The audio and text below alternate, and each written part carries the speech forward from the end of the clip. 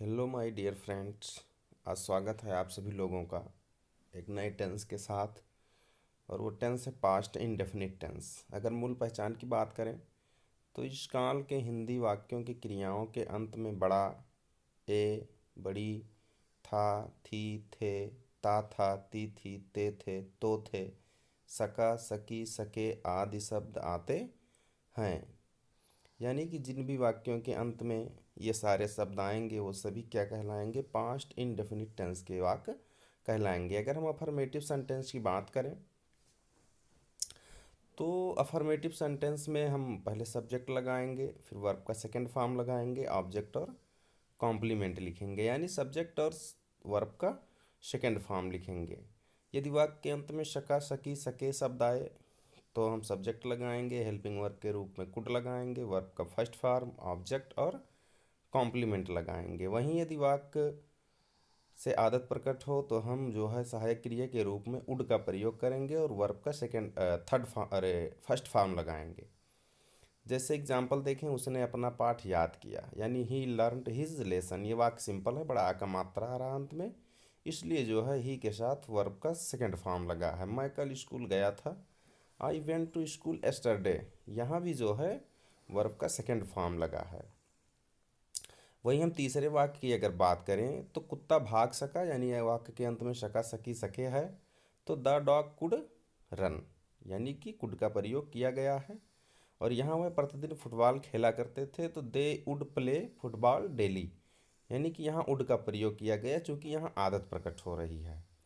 Negative sentence की बात करें अगर तो निगेटिव सेंटेंस में जो नियम हैं उन नियमों में से जो पहला नियम है, नियम इस प्रकार से है कि हम सब्जेक्ट लिखेंगे और सहायक क्रिया के रूप में डिड नॉट लगाएंगे, वर्ब का फर्स्ट फॉर्म और ऑब्जेक्ट लिखेंगे तथा कॉम्प्लीमेंट लिखेंगे।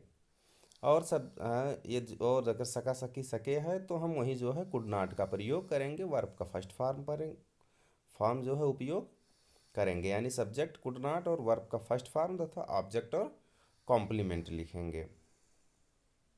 अगर हम एग्जाम्पल की बात करें तो एग्जाम्पल नंबर 1, राम ने एक शेर नहीं देखा, यानी Ram did not see a lion, यानी डिड नॉट का प्रयोग हुआ है राम के साथ। दूसरा वाक्य है हम घर नहीं जा सके, तो we could not go home, यानी हम घर नहीं जा सके।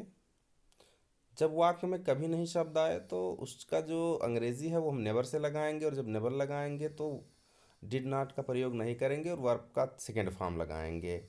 जैसे मैं वहाँ कभी नहीं गया तो आई नेवर वेंट दियर, यहाँ वर्ब का सेकेंड फॉर्म लगा है नेवर के साथ में, चूँकि जब भी नेवर का प्रयोग होता है तो वर्ब का सेकेंड फॉर्म लगता है। इंट्रोगेटिव सेंटेंस में रूल्स नंबर फर्स्ट देखेंगे, यदि वाक्य क्या से शुरू हो तो हम डिड या कुड को सब्जेक्ट से पहले लिख देंगे, फिर हम सब्जेक्ट लिखेंगे, वर्ब का फर्स्ट फॉर्म और ऑब्जेक्ट लिखेंगे, अंत में प्रश्नवाचक चिन्ह लिखेंगे। वहीं यदि प्रश्नवाचक शब्द वाक्य के बीच में हो तो पहले हम उसकी अंग्रेजी लिखेंगे, यानी क्वेश्चन वर्ड, फिर डिड या कुड लगाएंगे, सब्जेक्ट लिखेंगे, वर्ब का फर्स्ट फॉर्म, ऑब्जेक्ट और कॉम्प्लीमेंट लिखेंगे, और लास्ट में प्रश्नवाचक चिन्ह। प्रश्नवाचक चिन्ह बहुत ज़रूरी है, इसे भूलना नहीं है। ओके। अगर हम एग्जाम्पल की बात करें तो एग्जाम्पल नंबर जो फर्स्ट है, क्या वह घर पहुंच सके थे, तो कुड दे रीच होम, क्योंकि ये सके थे इसलिए कुड पहले लगाया गया है और वर्ब का फर्स्ट फॉर्म रीच लगाया गया है। वहीं क्या आपने पुस्तक खरीदी, तो did you by a book, यहाँ चूंकि खरीदी सिंपल है इसलिए डिड का प्रयोग किया गया है। अगर हम तीसरे वाक्य की बात करें तो देखेंगे कि तुम यहाँ कब आए। यहाँ प्रश्नवाचक शब्द वाक्य के बीच में है तो उसकी अंग्रेजी सबसे पहले लिखी गई है, when did you come here, यानी कब की अंग्रेजी व्हेन पहले लिखी गई है।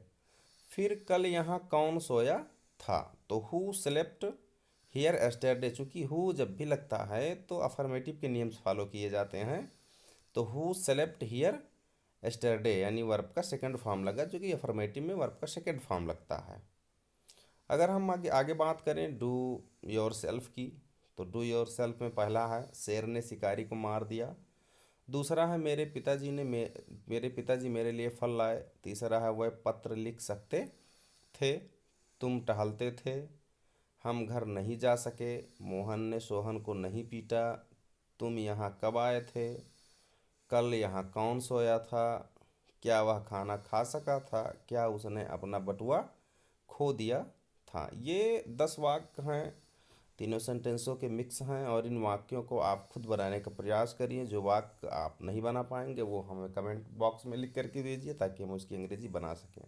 और आप सभी लोगों का स्वागत है इंग्लिश ग्रामर में। All classes A to Z classes रहेंगी, यानी ग्रामर्स की जितनी भी चीज़ें सब पढ़ाई जाएंगी। चैनल को लाइक करें, सब्सक्राइब करें।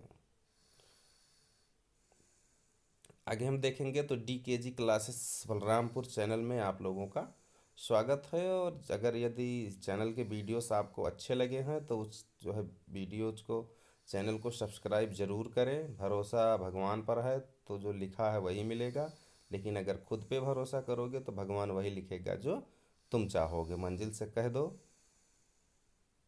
चलिए हम मिलेंगे अगले क्लास में आप लोगों को।